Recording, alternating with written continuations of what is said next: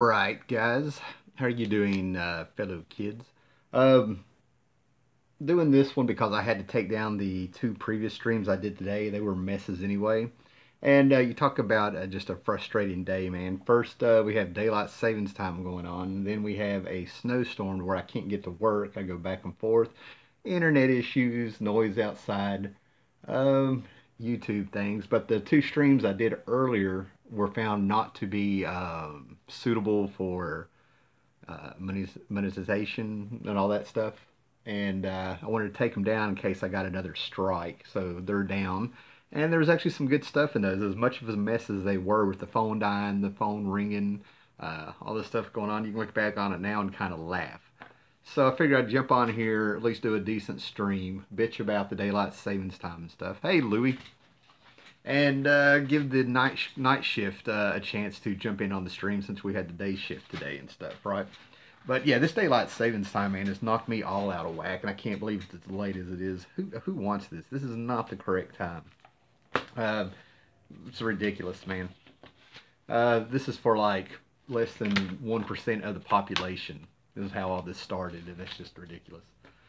But anyway, figured I'd find something about comics. Now, originally this stream was going to be, man, people are coming and going. Apparently, I'm running people off. But anyway, originally I was going to have like this be the no title live stream thing for a title. Then I was like, no, redemption. Apparently, I got to watch what words I put in there because I had the word crisis in the other two ones, other two live streams because I was talking about Final Crisis. So as soon as all this snow is gone and I get some things straightened out at work and stuff, I'm doing a freaking road trip to Point Pleasant, West Virginia, home of the Mothman. It's less than 3 hours from here, so that makes it closer to me than Knoxville. So I think I'm going to have to get out of the house because I'm going a little stir crazy today. I was going to go ahead and try to go out, but I don't know. I don't trust it. Once it gets dark, it might be bad around here. But anyway, just talking away, giving people a chance to come in. People are coming and going. So anyway, a lot of people know about Secret Wars, and they know about Secret Wars 2, the sequel. Secret Wars was originally by Jim Shooter, and after everything's been said and done, after it came out around 83 or 84 or something like that, um, turns out it was for a toy line, but Jim Shooter made a serious story out of it, and it was, to me, a Doctor Doom story.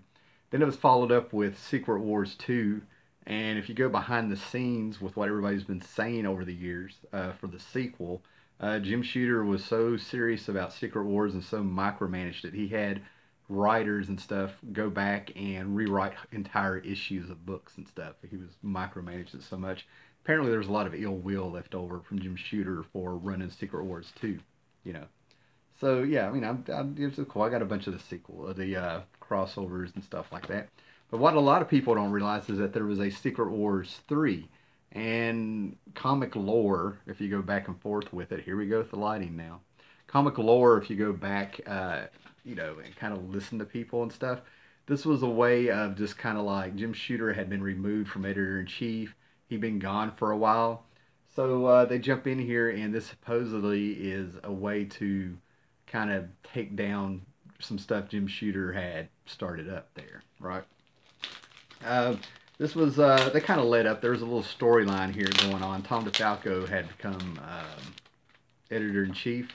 This is from 1988, so they jumped right on there, man. But they got over here, and this is Fantastic Four 319 from Volume One, the original one. It's written by Steve Englehart. Keith Pollard came on, and Joe Sennett was doing the inks and stuff, right? And Steve Englehart had been, I think, writing since around issue 300 and stuff. So they come in here and they had like a little storyline going on. You see Doom popping up, and they're all working together to go after something, and we get Secret Wars 3, which I always thought was kind of cool, man. This is like the secret sequel to Secret Wars and stuff, right? And there's been a lot of changes with, this is just an interesting time with the Fantastic Four. But yeah, they basically are like jumping through dimensions and stuff, and being the Imaginauts that they are, even with Doom with them.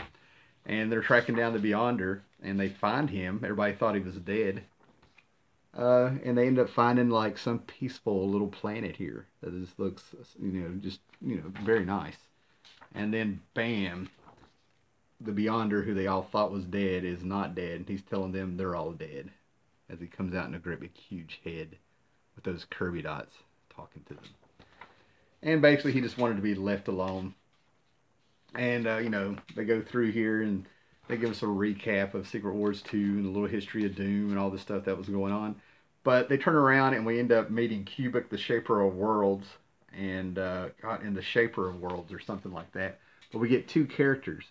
And the whole point of this is that they're saying that the Beyonder isn't that special. He ends up being amongst equals because he was omnipotent and could do anything and make anything happen. And they throw a few characters at him that kind of smack him around and humble him and stuff. And he ends up taking a different form. And I think we come out finding out that the Beyonder wasn't what Jim Shooter said he was. It turns out he just hatched from a cosmic cube over the years or something. And I always thought that was real interesting that as soon as Jim Shooter is gone, they sort of dismantle Beyonder this quick. They blew up Pittsburgh, which he was originally from, in the pit at the New Universe and stuff like that, and completely, changed the Star Brand book. Yeah, it was an interesting time. It was like a lot of people were taking a lot of cheap shots at Jim Shooter, but I didn't work for him, so I don't know where all this came from. And a lot of people were starting to work for Marvel again that left when Jim Shooter had taken over as editor-in-chief. I think that's when Roy Thomas started bouncing around there again. Alright guys, we got some people showing up now after I spent about 3 minutes talking about a comic, man. Anybody got any questions or anything going on out there? This is making up for this morning's 2 live streams that I completely just went ahead and had to take down just to make sure I didn't get a strike because it had a word in the title that I think was messing, YouTube's algorithm looks out for. The word is crisis because I was talking about the final crisis and Crisis on Infinite Earths. I don't know. 6 people. Man, everybody's popping up out there. All right, guys, throw me some questions there if you want. Or I'm just going to sit here and keep bitching about daylight savings time. Hey Louie, wonder what Shooter would do at Marvel now. He would he's already made a statement saying Marvel appears to have forgotten what their job is. So I think he would come in there and he was trained by the old school editors at DC, the ones that showed up in suits and ties in the 60s and stuff, right? So there's no doubt in my mind he would come in, read the riot act, probably get rid of quite a few people and already have people that he would want to bring back, maybe make an example out of some people to remind them that it's a business and it's about storytelling, entertainment, Marvel had their most profitable time with Jim Shooter. Jim Shooter came in and he wouldn't let a writer be his own editor, and that caused a lot of problems with people like Roy Thomas and Marv Wolfman, to where one of them, I think it was Marv, called him up at 6 in the morning the day after they announced that he was going to be editor-in-chief. What's up, Splash Page Comics? And he turned around and said, what are you going to do? What are you going to do? So that's kind of where a lot of people kind of jumped ship and went over to DC. They were scared to death of Shooter. Then Jim Shooter also had this, he brought in the practice of like, okay, if you're doing comic books for us, we're going to give you the supplies because basically they're coming back to us. So he started providing artists with Bristol boards, inks, pens, whatever they needed because they were doing work for him. They were doing work for Marvel. So he changed a lot of policies and bettered a lot of things. And he would actually, I guess, I don't know if he did it with everybody, but like whenever they had a hit on their hands, Shooter would kind of come in and want to hear the story or have things done that would make sense story-wise. All right, Carl on base, 181. Haven't heard from you in a while. What's up, guy? And so Shooter kind of like, they had a hit with Frank Miller on Daredevil, and Elektra was huge, there for a while. And then Frank Miller came in his office, said he has to kill her. And he's like, put his hand on his face. He's like, okay, let me hear the story. So if you had a good story, Shooter would go with it. Jim made sure that the trains ran on time. Yeah, that was the other thing. The people at the printing press kept getting back to him. And he found out how late a lot of books had shipped. And I think it was within a year of him taking over or something that they called him up and said that he had the books being printed on time for the first time ever in the history of Marvel. So, you know, didn't work for the guy. Wasn't there, you know, but it's just, you got to admit, with all the things that came out under Shooter's reign, um, you know, people would probably welcome that back with the product that he got. You know, they said he micromanaged and he just didn't take a lot of crap, is what it sounded like. But you could talk to him, you know, story wise and stuff, is what I was getting out of it. And he did try to take care of people, you know, make sure they had what they needed to do these comics and stuff, man. So, yeah, I think after seeing what he did when he left Marvel with Valiant Comics and then Defiant Comics, and then he did Broadway Comics for a little bit, where I've like maybe read one book from that line. You know, the guy has ran 4 companies and 3 of them from scratch. So there's no doubt in my mind he could step in there at Marvel and whip them into shape, you know. Uh, and I wouldn't say he would get rid of the new people there. You know, all these. You know, I think there's plenty of tales on here on YouTube if you look it up with Jim Shooter talking about how certain people like David Lapham would come into the office. They would get new talent, test them, put them through the ringer a little bit, see if they really want to stick around, and then they would train and shape them. So, you know, he never really. It wouldn't be like you bring in just his buddies to run this place, you know. But it would be really interesting to see who he was able to bring back. Because, like I said, a lot of people that he worked with, and we got to admit we're getting older or long in the tooth, but he's ran across a lot of talent over the years and stuff, man. So, I mean, can you imagine Winsler Smith jumping back in there? If I think he could do it. Gosh, I bet he's around 70 by now or something, probably in his 60s. David Lapham, just I mean, there's no telling who he would bring back and bring in there and stuff, right? But I don't think he would repeat the '80s. He would have things move forward, and for now, and want new stories and think of new events and stuff. That was a good question. I actually got a lot of stuff out of that. All right, anybody else got any more questions? We got a ton of people that have popped in here now, and I've already been talking for a little while. Okay. Uh, Miller, Born Again. Oh, Louis, I knew you were going to bring that up. Okay, Frank Miller and David Muschicelli's Born Again versus Batman Year One. Um, Louis loves, at least what I can tell on Twitter, he loves that Born Again storyline that Frank Miller and David Muschicelli did about where the Kingpin finds out Matt Murdock's uh, is find out that Matt Murdock is Daredevil because so, hey, Count Von Strange, you're back. But basically, the storyline is that Karen Page, who used to be Daredevil's girlfriend and his secretary and stuff like that, became a porn star, and for a hit of heroin, told Daredevil's secret identity.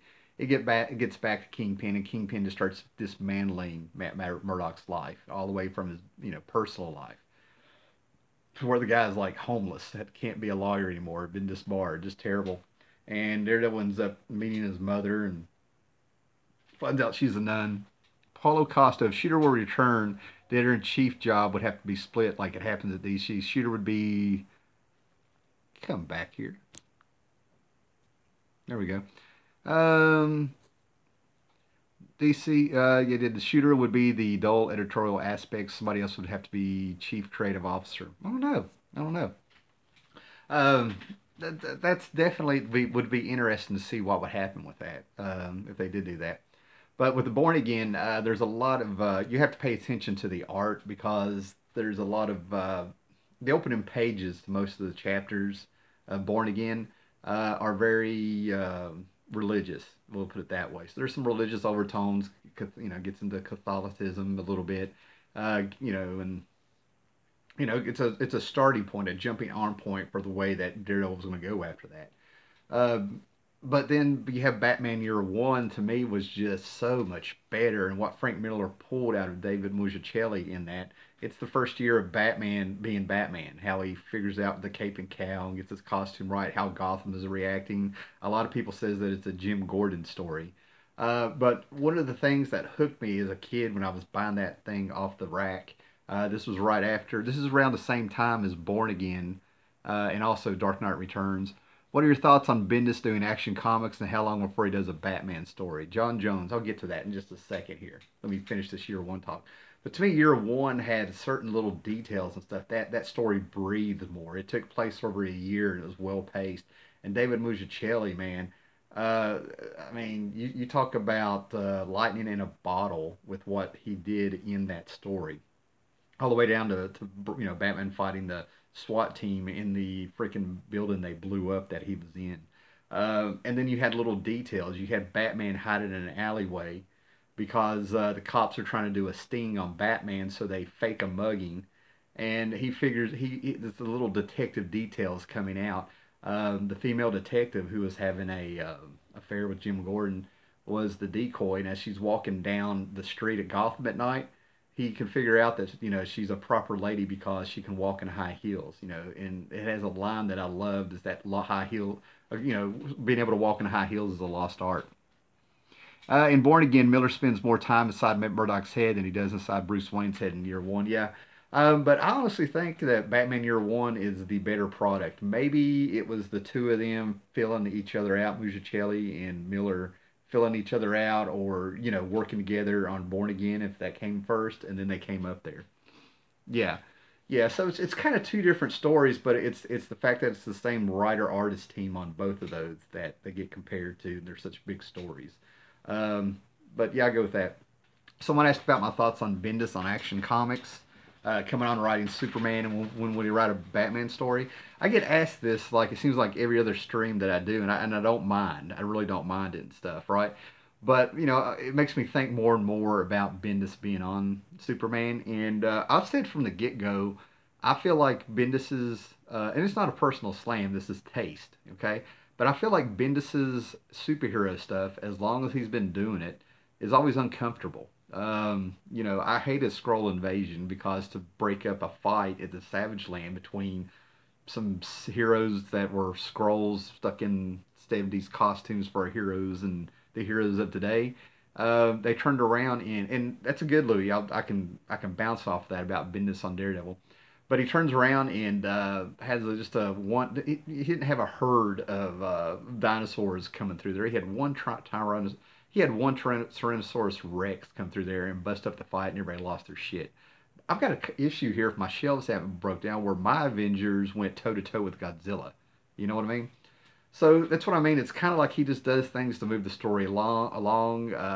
It's not a taste, but when you get to Bendis's crime comics, Powers, Torso, things like that, I think Bendis shines as a crime writer, and a lot of people loves his Daredevil, his Daredevil run, and that's street level. There's a street level aspect to it, and I kind of think that's why a lot of that's. I think that's why Bendis was good on that book. Like I said, I just don't like Bendis superhero stuff, but I can tell when he's doing better. And I talked bad about Bendis and somebody left. Um, Torso was very good. Yeah, I need to track it down again and read it again.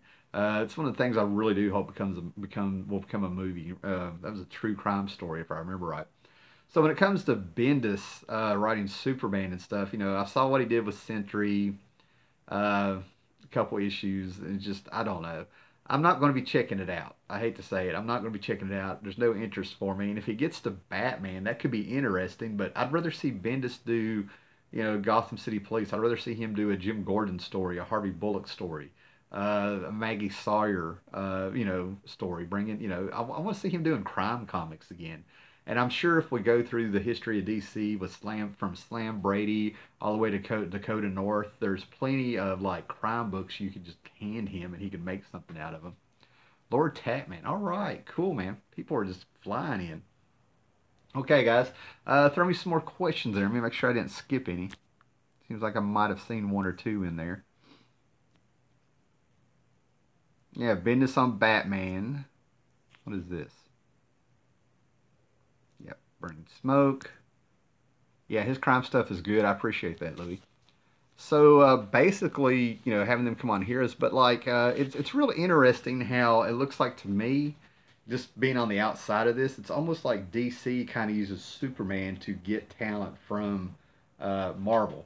When they got John Romita Jr. on there, I'm sitting here thinking street level crime. He would be. I've seen some of his Batman work on a Daredevil, no, the Punisher Batman a couple years ago. A lot of people didn't like it, but I'm one of those people that I actually like how John Romita Jr. is able to tell any kind of story you throw at him. Even if you don't like the art, he can tell the story. And in the Punisher Daredevil, Punisher Batman crossover, I got a taste of his Batman and his Robin, and I'm like, this is this is awesome. I mean, like, he drew Batman like no one else had. It is him. He could really put a staple on that, but they stick him on Superman. And I'm just like, his style, I don't know. So then they turn around to get Bendis over there, and Bendis is on Superman. And they're giving him kind of looks like a similar deal to how they did John Byrne 30 years ago to get him to come from Marvel. We give you Superman. So it seems like Superman is a little bit of bait to get some talent to come on over. So you get Superman. Can you imagine? Can you imagine saying no to that? Uh, yeah. So it's good stuff, man. Um, but I could talk about Bendis and stuff. He really lost his mind there for a few years, at least online and in social media. What do you think of Alterna Comics? They're printing on newsprint for $1.50 an issue and have some good titles out there. I have read maybe 3 books from Alterna, and what I can tell with them is that it is a good deal. They're fun books. Nothing's really hooked me yet, but they're also not easily available around here. Okay. So I think it's great that somebody is doing old school comics at affordable prices. I just wish they can get a bigger distribution. The 3 books that I read, it was 1 and 2 of one issue of something and a number 1 of another issue. I'm trying to think. Can't think what they are right now and stuff, man. But I was like, this is fun. This is fun. Yeah, anybody else read it? Alterna Comics is a publication that's popped up in the last year or two, I think, and they're doing affordable comics. And a lot of people have talked about them just because they're $1.50, but I haven't seen anybody really jump on there and really do videos on it and stuff yet. Um, but I think it's great to at least try something. Croak the chair. I don't remember. I don't remember. It's gonna be one of those things where I'm gonna raise up in my bed at 3 in the morning and be like, that's it, and get on there and stuff, right? And actually, Alterna Comics, I think they're the comic book company. I'm not sure. Some comic book company got a hold of me on Twitter asking me what I thought of some of their books and if I was going to review them or something. But I'm not sure if it was Alterna Comics or not. I know it was a company that Garth Ennis was working for there for a little bit. Um, I really need to find out what company Garth Ennis is doing because it may have been that book. I met Garth Ennis about 2 years ago, and it was a promotion for some books he was doing for a smaller company, Aftershock. That's Aftershock Comics. Aftershock Comics has some really good books also, with some talent that you just wouldn't believe that they had. No, that's what I was saying. Ennis isn't at Alterna. He's at Aftershock Comics.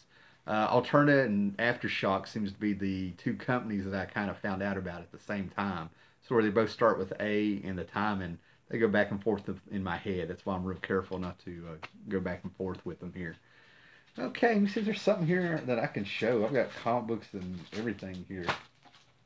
What do we have? Okay, anybody got any more questions or anything? What are your thoughts on variants, and do you think there's too many for a single issue? John Jones.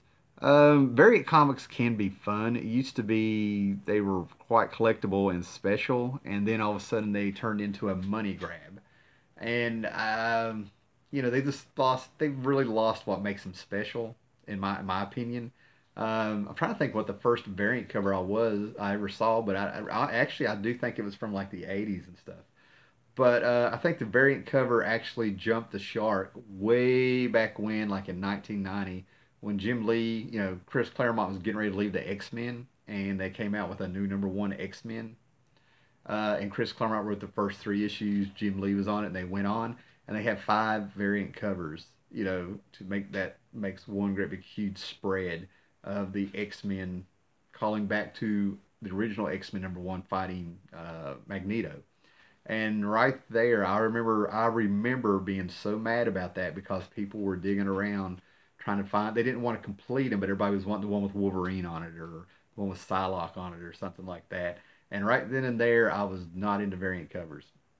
Now, the last set of variant covers that I think they're a money grab. I really do. I mean, I can go through the whole 90s. Everybody knows about them and stuff. Retailer incentive covers are the devil. Oh, yeah, yeah. And actually, I've got 1 or 2. I actually worked at a comic book shop back around 94. Do you miss KS Comics as much as I do? Buried Smoke 44. And before that was Captain Kurtman. Captain Kirkman. Is that who I think it is? Yeah. I know you, Captain Kirkman. Um, but I lost my train of thought because I'm like, I know who that is. I know your secret identity. Chaos Comics. Chaos Comics. All I've read is a few Lady Death books. Yep, we're losing it. Chaos Comics, man. Let me think.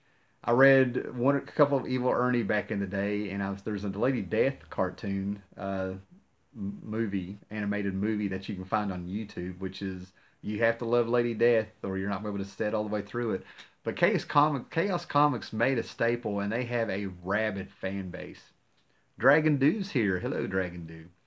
Now, as far as retailer incentives and stuff like that, the only things that ever made me nervous with let me back up. Okay, I'm thinking all these things now. I've got 30 years of history going through my head.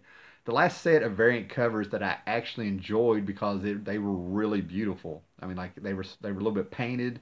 They were fancy. Were the Green Lantern and Green Lantern Corps variant covers for Blackest Night when that storyline was going on. There was this fantastic one of Saint Walker, and just there was three or four that I looked at and I'm like, this is damn good, you know. Um, and I think the variant covers that were actually they make them shiny, you know, or something like that. I can't think of the word. I actually thought those were ugly, and I thought they were ugly, and I didn't think they were collectible because I imagined that they would get scratched and smudged, and you would see like you know it looked like chrome, and I was like, you know, chrome you got to shine up, and if you get any kind of scratches, it's going to show up. So I was just like, that's just going to be a headache. So yeah, I'm not a fan of variant covers, but I like a Google one when I see it. You know what I mean? And I've never understood how you can how come they get charged more. You know, you'll get charged more for a variant cover if you do run across one. You know, but I never really see a demand for it. It's kind of like you're as good as the last variant cover. Let's see what's coming out this next month. Lady Death Kickstarter just raised over $200,000, and that's a good thing. Um, Lady Death, you talk about just a cult symbol. I haven't seen anything like what Lady Death has become since Vampirella. You know, that was like pre-internet days. You follow what I'm saying? Vampirella had a rabid following, and it's kind of like Lady Death has followed in those tracks and stuff, right? Wouldn't it be cool to have an Elvira, Lady Death, and Elvira, Lady Death, and Vampirella crossover? You know, so I don't just put all them horror chicks together. You know what I mean? It'd be very cool, very cool. I would pay money for the hell. I would write that. I've already got the story in my head. You know, so. Oh man! All right, throw some more questions at me, guys. Y'all are hot tonight. Oh, thanks, Louie. Yeah, I've actually had a story gel in my head. I just need to do a little bit more research on Lady Death. I haven't read a Lady Death comic, like I said, seriously, probably since the early 2000s or the 90s. And you know, I'm trying to think. Marky 316 or something. I think he is a huge Chaos Comics Lady Death fan. So I remember watching him on some live streams and actually talking to him in some private chats and stuff with a bunch of people. And man, he was just pumped about her whenever he'd get a book by her or something like that. All right, guys, we're about almost 30 minutes into this. More people have shown up, and it looks like people are sticking around. So what else y'all want me to talk about? Give me a topic or anything like that. We'll make this a Q&A. Dark Child 2. Dark Child. Hey, have you already checked Batman, The Dark Prince Charming? The Dark Prince Charming by Enrico Marina. No, and that's from Mind the Comics. No, I have not. I will look that up. Tom Cruise's Green Lantern. Honestly, you know, back when the Vampire Lestat happened, when Interview of a Vampire started, you know, got announced, and you found out that Tom Cruise was going to be Lestat, it was one of those things where you just sort of shook your head, and even Anne Rice was down on it, and then she saw his performance and how he got in there. But in my mind, Tom Cruise, I really don't think there is a superhero that he needs to be. I really don't, and here's why. I'm not saying he couldn't pull it off. I'm not saying you could give him prosthetics and never see his face or anything like that. But when Tom Cruise takes a role, you see Tom Cruise. You can't suspend your disbelief and forget that's Tom Cruise if he was any kind of superhero. I mean, with a lot of roles and stuff, right? That's why I always kind of think it's best to get unknown actors to come in and be these heroes. You know what I mean? You've never seen them. You don't associate them with any of their roles. They're not overexposed. They come in and they're fresh. So yeah, Tom Cruise as Green Lantern. I mean, I'd probably watch it because it's Green Lantern, but I'll still be going. That's Tom Cruise, not Hal Jordan. You know, you know. So I mean, yeah, big stars being heroes is not something I'm a fan of. But you know, that's just like I said, that's just an opinion. Okay, guys, what else we got going on here? Did you like Thor Ragnarok? Yeah, I liked it. First Thor movie was I couldn't believe what I was seeing. I was actually seeing Kirby. I was actually seeing Asgard. I saw the Rainbow Bridge. I saw Odin. So much Kirby in there. Second one put me to sleep. It had one or two good scenes. Thor Ragnarok comes in, and it's not a serious movie. It's entertaining. It was for the chuckles. It really felt like nobody in the movie was taking it serious. Yet I had that disbelief again of what I was seeing because I saw Hela. I saw Hela, goddess of hell, ruler of hell, Loki's daughter, and all that stuff like that. And they did her like the comic books. We got the antler crown or whatever you want to call it and stuff, man. I mean, it was so good. Hela was the best thing in there. And then I got to see, oh my God, the Executioner in there. And I'm wondering if the Executioner was the same actor that played Dredd in 2012. I don't know, but I got to see the Executioner in there. The only thing that was missing was the Enchantress. Maybe I missed her. I don't know. The Enchantress and Lorelei, her sister. But I got to see, the Executioner from that Walt Simonson cover with the freaking, M16s. It was just there's good stuff in there. How much longer do you think it will be before the super movie bubble finally bursts? Oh, it's coming. Just time itself is coming. Disney, the last thing I heard, had all these movies planned to 2027. So I think it's going to happen before then. I think we're getting close, and it's just superhero fatigue. This stuff is going to peak, and it may peak with the next two Avenger movies. I'm saying that if there's a slow decline, that they're going to end up having to let some actors go or heroes. It just depends what they're doing. I'm imagining that we're going to have the deaths of some characters and some new characters come in and stuff, and you're going to have people who have been fans of Morton Downey Jr., Iron Man, and all these heroes that we've had our first wave, and they're going to be died. It felt like a Guardians spin-off, and that was Carl Urban who played the Executioner and Dredd. So it was the same one. All right. Yeah, after Infinity War, they might struggle. We'll see. Tim, if the movie bubble burst, how do you think it will affect book values? Um, let me go down the line there and stuff. I got a train of thought here and stuff. So I'm saying in the next, if I really had to guess, I would say the next 3 years, if the bubble's going to burst on the superhero movies, at least Marvel, they will. Thor Ragnarok did have that tone of Guardians of the Galaxy. I remember talking about that with my friends and stuff, right? But I showed the book before. There's a Thor annual. I think it's like number 5, where Thor is found by the Guardians of the Galaxy. This is like in 1977. So I feel like whoever put the tone of that Thor movie, and then in the trailer for Infinity War, where it ends with Thor looking at the Guardians of the Galaxy, I feel like that's a nod to that annual. And that was one of the first comic books I remember reading. So I was like, ha, they've gone back to the 70s. See what else we got here. Um, yeah, after Infinity War, they might struggle. That will be the telltale sign. I feel like, at least for me, Tim, if the movie bubble burst, how do you think it will affect book values? Carl on base is asking that.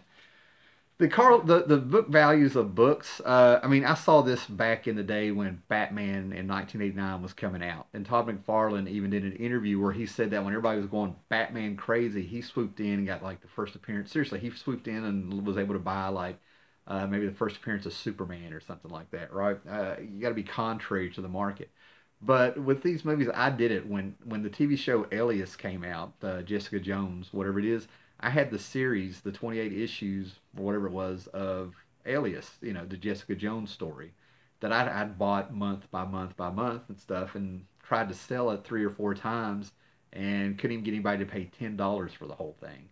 They come in there. I had it in the same weekend that the Netflix show came out, and I've made something like $128 and stuff. Right now, would somebody pay that now? Probably not. So the thing about it is whenever they announce a movie, anytime they announce a TV show, the speculators come in, and I don't think people actually hate speculators. I think they just predict when it's happening, and it makes them sick. It's kind of like, oh, they're announcing something. Here come the speculators. It's like good news followed by this happening. But you know, I think the books are peaking. They peak in value, and people will pay ridiculous amounts of money for it if they would just wait for the next movie. If they really want it that bad, then the value's going to go down. So all these things are just they're going to settle to what their actual value is of the book, is what I'm trying to get at in a roundabout way. A comic book is, with these movies and TV shows, a comic book is just as going to be worth as much before as it is after the next one comes out. It's when that actual event is going on, the movie or the TV show. That seems to be when they peak. People can disagree with me and stuff, but this is how I kind of follow it. Right now, right now the books to get, I got them right beside of me. If you want to try to sell it now, and you may be coming in on the tail end of it, but you know, you might want to jump out there. They talked about Cheetah in the next Wonder Woman movie, and these two books are kind of hot. I've seen these books peak quite a bit during the announcement of they're talking about Kristen Wiig or somebody being Cheetah, and I jumped right on eBay, and these things were all over the place. These two books, and they're still on eBay, and there's a bunch of them. Some people, they're going up and down in value on eBay if you want to sell them. That's speculation market for you. Tim, I know you love a bargain, but what's your most valuable book? And unless the flick sucks real bad, then the book might drop below what it was before. Yeah, that's a good thing. If it's a bad comic book movie, you really wasted a lot of money. My most valuable comic, off the top of my head, it's a book that I got pretty cheap, and I looked for a couple years, and I actually just checked the value of it on Comic Book Realm. A couple weeks ago, just out of the blue, and for some reason its value has increased. It's a Dale comic from 1964, and it's Johnny Quest. It's the only Johnny Quest comic from the 60s that came out, and the thing is worth like $700. And in the shape mine is in, I would say it's an easy $500 to $600 book now. That's just on the top of my head.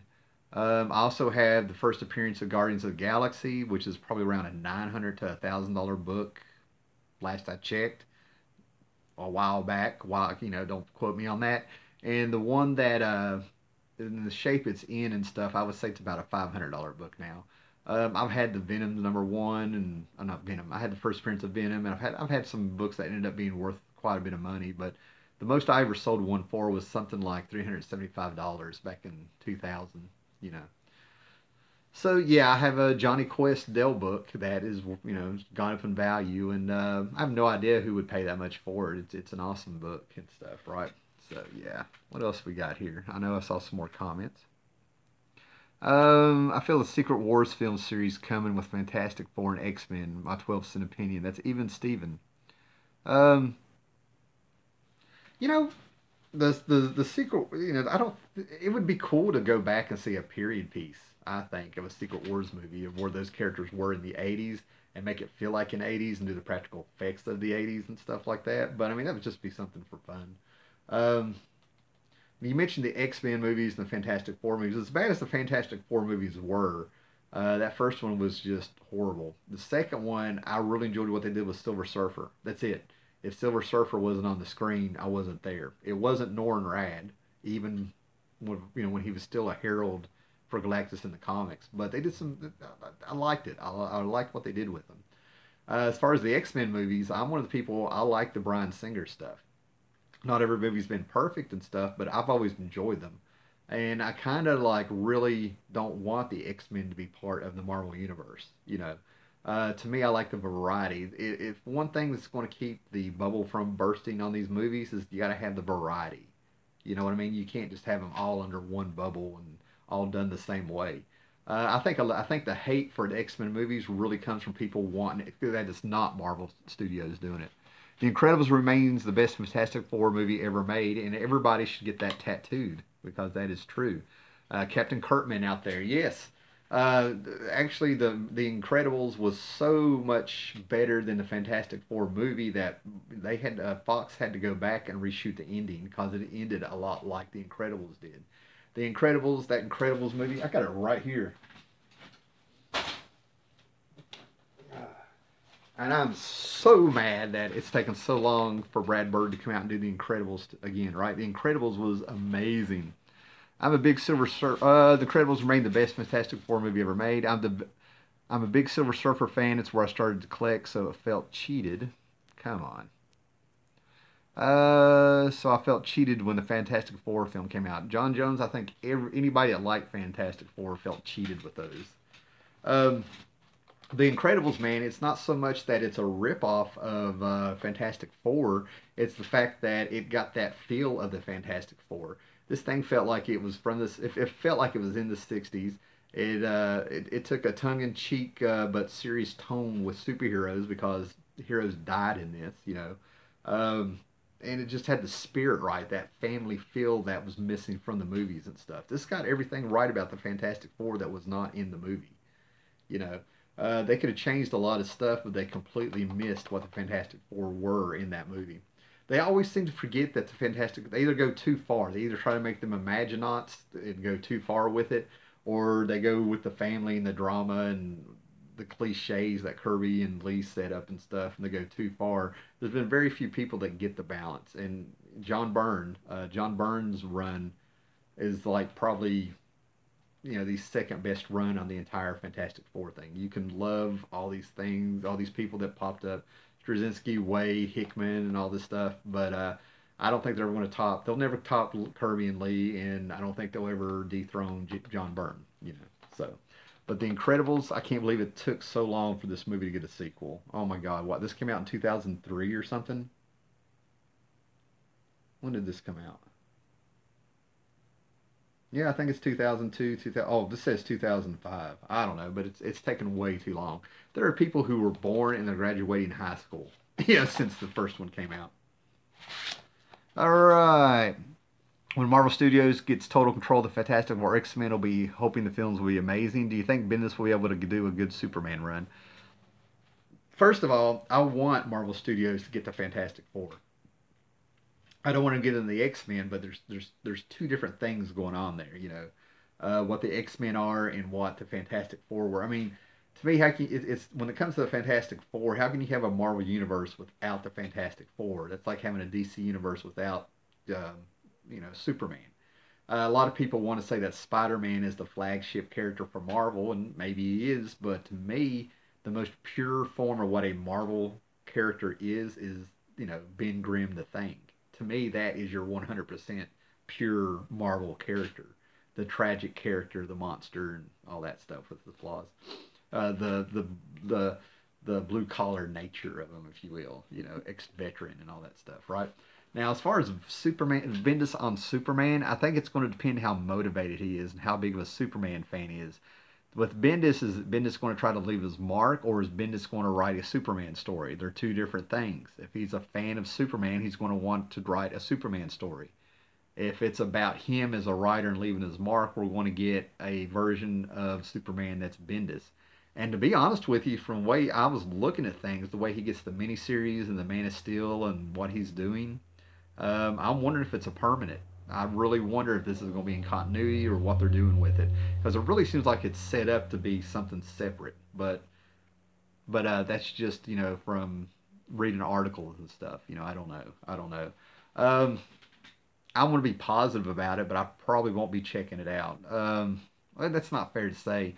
I'll probably wait for feedback before I decide if I want to check it out. I'm tired. Marvel's killed me over the last 7 or 8 years to where I'm not wasting any more money on something that I'm not 100% sure about. Because I'm cheap. I'm a bargain hunter and all this stuff. All right, guys, any more questions? You guys have given me some really good questions, man. I just hope the answers have been all right for you. It's just my opinion, man. Oh my gosh, what's going on out there? I think it's starting to snow again. Okay, what comic would you take to a desert island with you? I know they keep saying the red trunks are back for Superman. Okay, what Louis asking what the desert island question if you could have one book and stuff, right? I would love to jump up here and say something like Dark Knight Returns and stuff, but it's always going to be Watchmen. Watchmen is a book that I've been reading since 1988, and I still find things in it that nobody has talked about. Um, so yeah, it'd be Watchmen. Now, as far as the Trunks being back on Superman, I really don't have a problem with that. I mean, we're fighting over a piece of cloth. You know what I mean? Um, oh yeah, thanks, man. But uh, but when it comes back to the red trunks and stuff and everything like that, if you don't like Superman, that is something you're going to bring up. You know what I mean?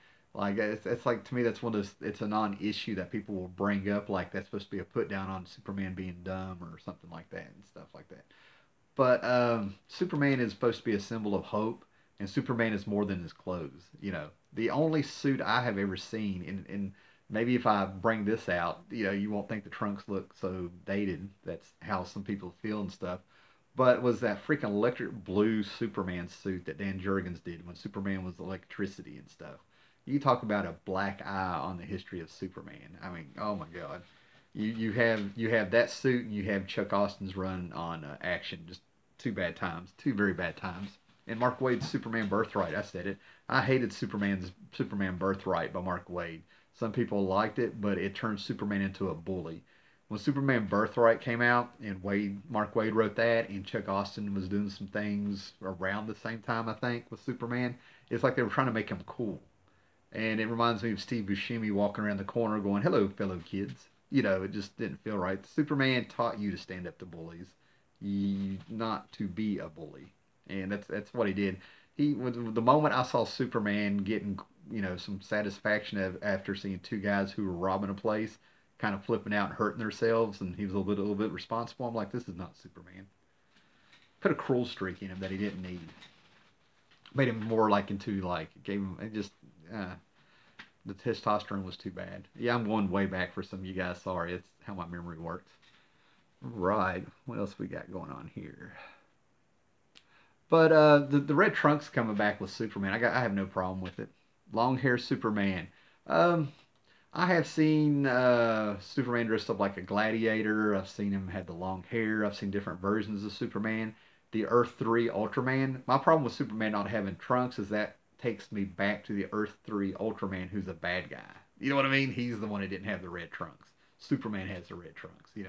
But the long haired Superman with the mullet and stuff, the only thing that really confused me about that is they gave him the mullet in the 90s after the hairstyle was out of fashion like by 4 years after the 80s had ended.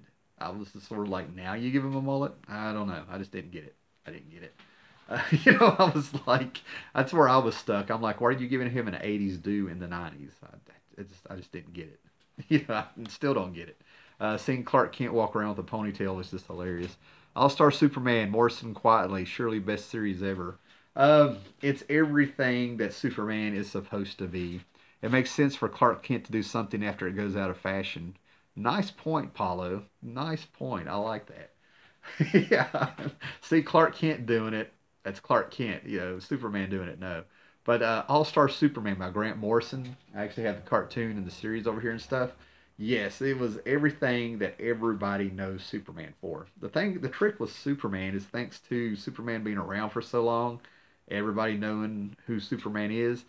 Uh, the movies, the TV show, and the 50s and Adventures of Superman, and even the cartoons and stuff, there's a formula that will never change for what the public thinks Superman is because they don't all read comic books.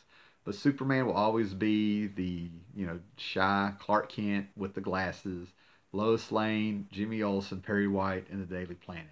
I mean, even in the 70s, they had Superman not being a reporter for the Daily Planet anymore. He was working for WGBS as a TV reporter. And nobody remembers that, even if you were like reading the comics. And he was there for a long time during the Bronze Age stuff.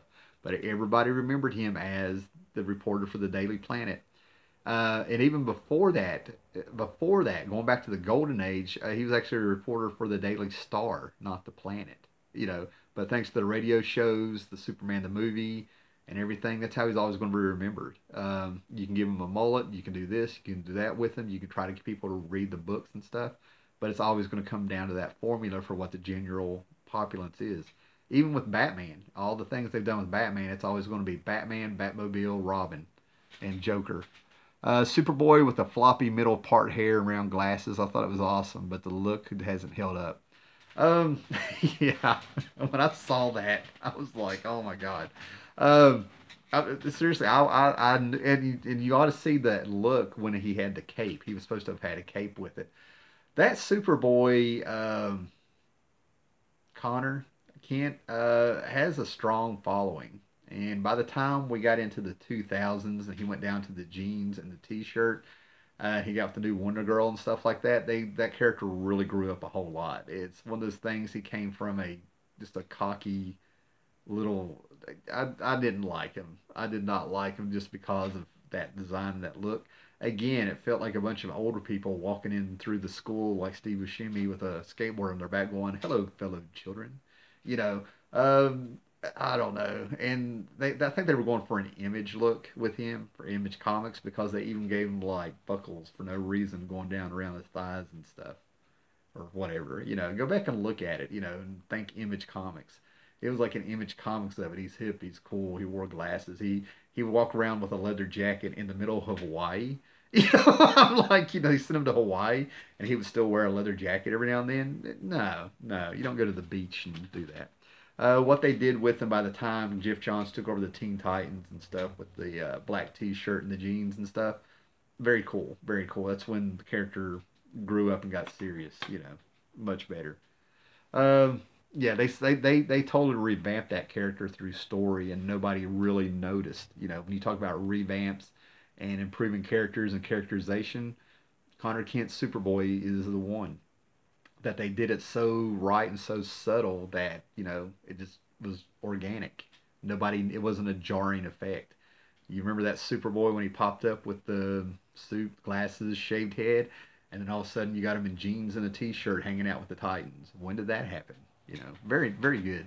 And for what they did with him in was it Infinite Crisis going into Legion of Three Worlds, they finally gave him the potential to really take over being Superman. Really good stuff. Really good stuff. Hate that 52 came along and kind of abandoned some of that work that they did on him. Okay, what else we got, guys? We're creeping up on an hour. That's usually my limit here. But we got 20 people, all kinds of people here watching. So, thoughts on DC going back to the Black Label imprint? That's another one by John Jones. Black Label imprint that's coming out. At first, when I read it, it sounded like they were going back to Elseworlds. It gives you an impression that they're going to let creators be creators. They're going to get some big names out there. And they're going to let them do like Elseworld stories. But from what I'm understanding is that these books have the potential to be very mature, thus the Black Label. To me, Black Label goes to alcohol, the high grain stuff. I don't know if that's what they're doing there, But the problem is that they announced Miller, they announced Azzarello, they announced some big talent, and then they're pushing Kelly Sue McCormick or whatever her name is and stuff. And to me, that's what's made it fall flat. At least in my circles, I think that I talk to and stuff like that. Just them like putting her in the headline and pushing her for some reason when you have like bigger talent instead of having her just gel with the rest of them and say, "Here's our creators." They try to put it out there. I think they ruined their marketing on it, and I think it's going to be criticized and stuff because people are getting freaking sick of that stuff. What everybody ends up talking about, since then, it's like, hey, there's going to be a Frank Miller Superman book. Then they read the article and they don't want to talk about it anymore. And then they come back around to what was announced a few days before it, the Sandman universe coming out, where we're going to get 4 books starting with a one shot. Then Neil Gaiman is like watching the whole thing happen. He's making the suggestions. He's telling people, well, that's cool, do what you want to do, but I want to stop you, and maybe I can make a suggestion there. So for people who want to read comic books and stuff like that, they're not orbiting the Black Label thing. They already feel like it's going to have something negative, and they're wanting some good stories, and they're excited about Neil Gaiman's Sandman universe. It sounds like it's coming in.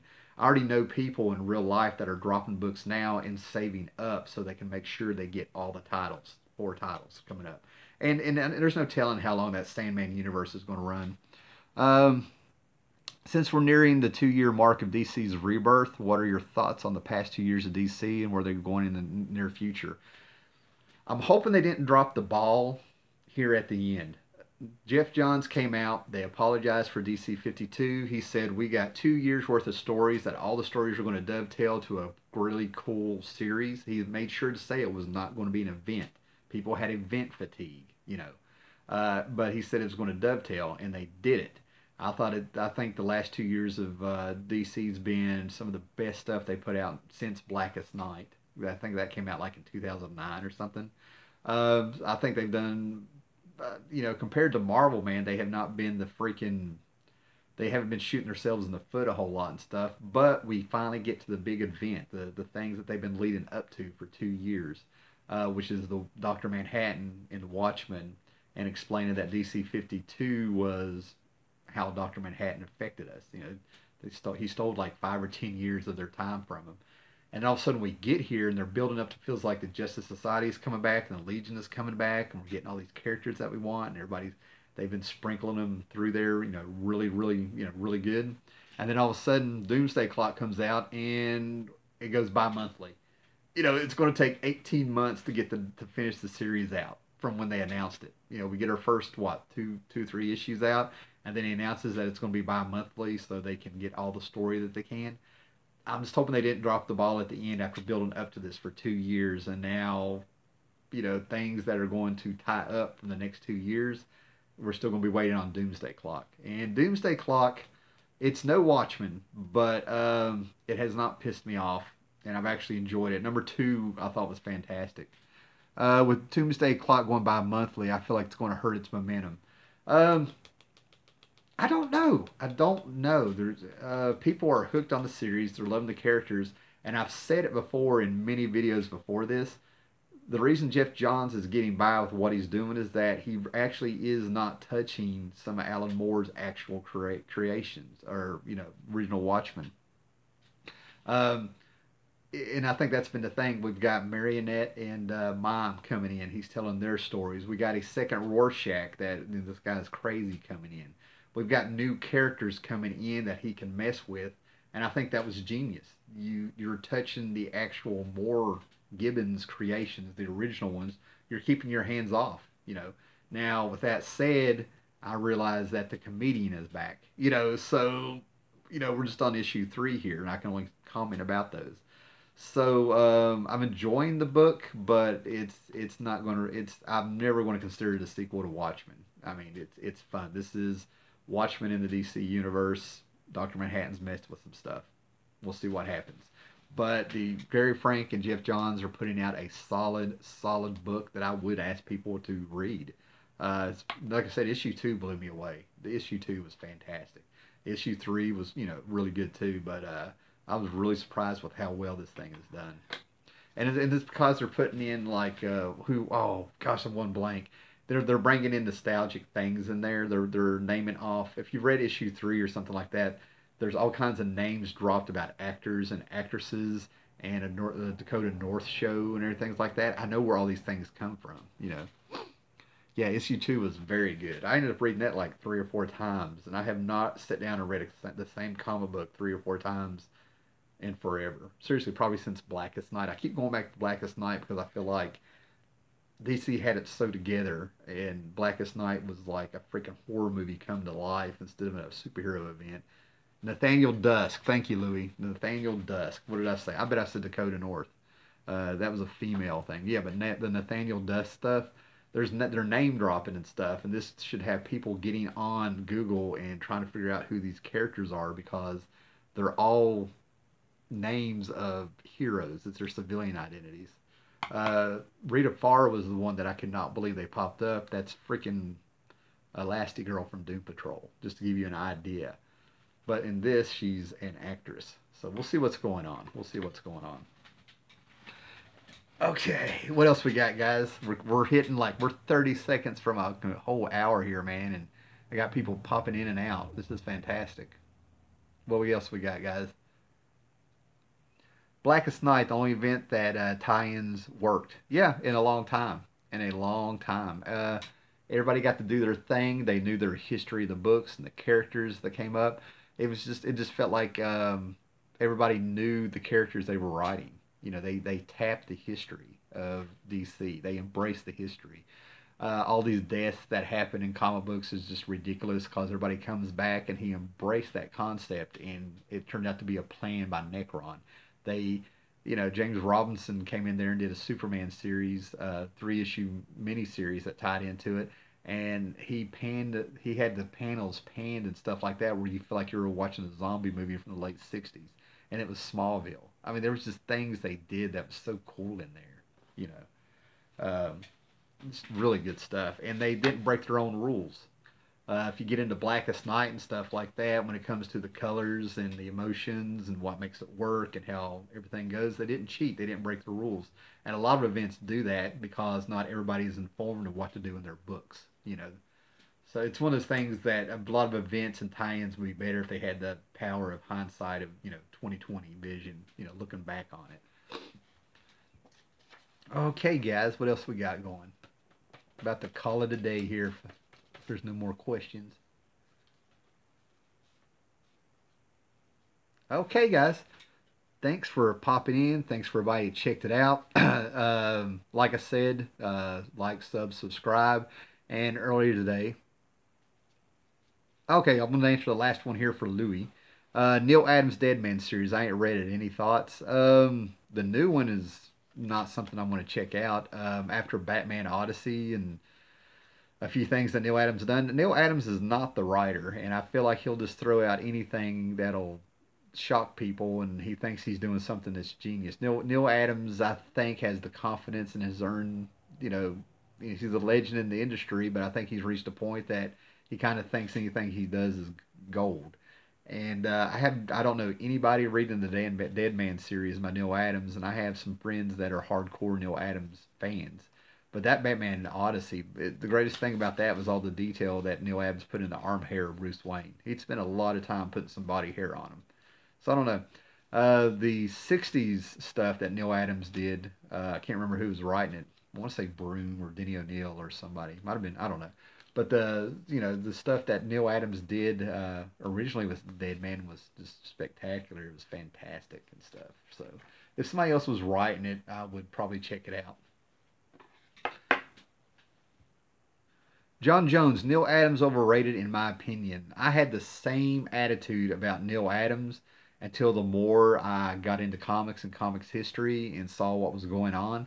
Neil Adams came in with a photorealistic style at the time, to where he was doing some dynamic artwork, and his pages were so different than anything was going on back there. You got to remember, everybody was trying to be Kirby clones when he came out. Ditko was there. It was great artists out there, and then you had guys like Murphy Anderson that had like a real slick style. Al Williamson, Wally Wood, the EC guys of the '50s and stuff. And all of a sudden, here comes Neil Adams drawing these guys like you feel like he traced a photograph. And then a lot of people after him came up, and he influenced a ton of people. Bill Sienkiewicz. There's a lot of artists and stuff who came up harking his style. Then they were able to evolve into their own style. Then there's some people that still, were Neil Adams clones there for a while. So for what he did in the '60s and '70s, you know, he broke a lot of ground, and then he gained a lot of favor by being one of the first people to go for creator rights and things like that. So with his place in history and stuff like that, I'm able to overlook his attitude because I've met him at Heroes Con quite a few times over the years, and I just don't anymore. He tells great stories. I think he's a great storyteller. I think if somebody else is writing for him, I think he can deliver great pages and tell the story in a great way. And I put down Neil Adams and people are dropping out. It's cracking me up. Sorry, guys, man. I'm just telling you my experience. My experience, man. I'm not big on meeting Neil Adams again. Ever. Don't hate the guy, but I just don't want to go over there and have somebody, kind of like, take a dump in my Cheerios when I'm having a good time. Oh, he tells great stories on podcasts. That's funny. Jason Smith is here, man. Right when we're getting ready to end this. He tells a fun story. Look up Jim Steranko telling the story about how he smacked the taste out of Bob Kane's mouth. And a lot of people go back and forth saying you have to kind of watch the stories that you hear from these guys, that they might be exaggerating or something. No, I think that really happened. I think it happened the way Steranko said. So I love that story. Jim Steranko has a story about why he smacked the taste out of Bob Kane's mouth. To say that Bob Kane took a little cheap shot and Steranko just waited his time. So that's good stuff. Love that story. I hope it's in my favorites. I need to watch it again. Oh man, Steranko's escape stories are wild. Are you talking about when? Okay, Knights of Old. Steranko's escape stories. I'll look those up. I think I know what you're talking about. You're talking about when he was an escape artist for the carnivals and stuff like that, or does he actually have a series of books called Escape that I don't know about? Oh, it's getting cold in here, guys. Sun's gone down, and I can feel the cold just coming through the freaking window over here. All right, guys. I think that's going to be it. Thanks for everybody that's hung in there. Thanks for everybody that checked in. And I'm kind of glad that the first two podcasts I did today, or live casts, are not anywhere around anymore. Yeah, he was an escape artist, a carnival barker artist. He did a lot of stuff, and he was a legit tough guy. He really was a legit tough guy. He comes from that era of the Rat Pack. The Rat Pack. Oh my God. Yeah, but he comes from that era of the Rat Pack, late 50s, early 60s and stuff, when men were men and they dressed nice and they slicked their hair back, and he'll always be that man. So tell some crazy stories about Ferris wheel and being buried alive. I'm gonna look those up. I have never heard any interviews or anything where he actually goes into detail about his escape artist years. So that'll be interesting, something new to get into. Okay, guys, thanks for popping in here. Yeah, popping in here. And just to let you know, Knights of Old, now when these upload, yeah, you can put it in the comments now, and probably come back but on the rewind.